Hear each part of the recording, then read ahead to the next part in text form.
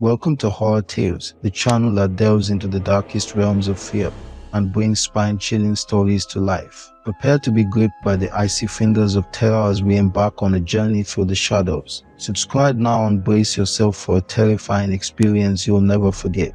Welcome to Horror Tales, where nightmares come alive. I fired 5 shots in the back at my brother Jackson. 4 days ago, on September 3rd, our previous dorsally, I awoke just after midnight to a faint knocking on my worn wooden front door. Reluctantly, I approached the window behind the curtains to identify the visitor, who had managed to find their way to my aged cabin. To no surprise and to my dismay, it was my only older brother, wearily waiting at my feeble door for me to acknowledge his presence. Throughout my entire life, I had never greeted anyone, let alone him, with a smile. I remained silent, and he reciprocated, as living in isolation for an extended period of time instills the primal instinct to embrace silence and soothe one's weary mind. He sank his frail body onto my brown and green floor couch, gazing through the soul-uncovered window into the woods that had cared for me since birth.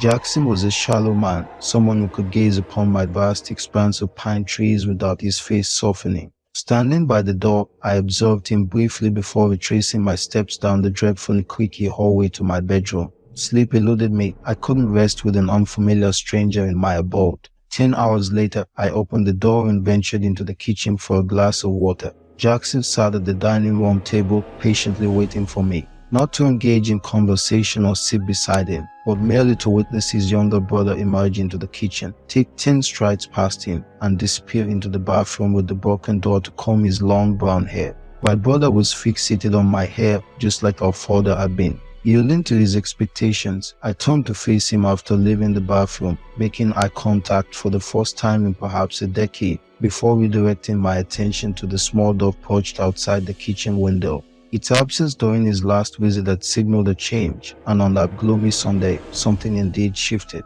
I spent the day in the forest, watching Jackson slowly wander around my cabin from the cover of one of my trees. However, he never cast a glance outside to discern my activities. His head remained lowered, feigning deep thought as he always did. While I knew he wasn't truly contemplating, he simply awaited my return to the confines of the cabin to resume my usual routine.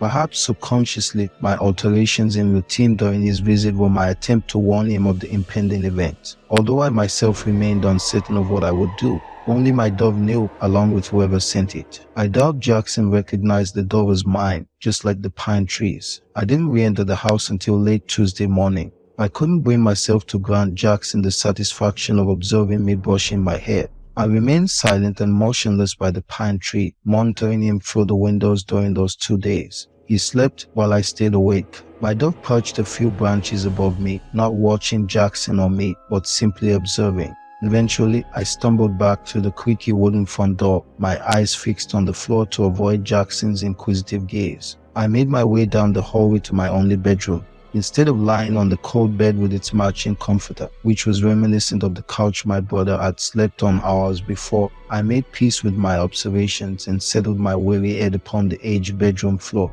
I slept for 4 hours while Jackson paced in the dining room. In the late afternoon, I awoke to find my brother cradling his head in his hands at the dining room table. I poured myself a glass of water and proceeded slowly to the bathroom to brush my hair. Although his eyes were open, Jackson made no effort to track my movements. He simply sat there, gazing fixedly at the same spot on the table while I drew the curtains and returned to my bedroom, closing the door behind me. In my nightstand, I kept the .357 Magnum revolver that my father had gifted me on my 18th birthday. I recalled the moment I received it as I stared into my father's weary eyes. He didn't meet my gaze. Instead, he focused on examining the weapon. Carefully, I cradled it in my left hand and closed my trembling fingers around the handle. For the first time in over a decade, I held the gun, closing my eyes as my dove's sweet cooing reached my ears. I stood there for hours, playing with the weapon and listening to the melodious song of my dove. I hadn't even noticed my brother's footsteps approaching my door.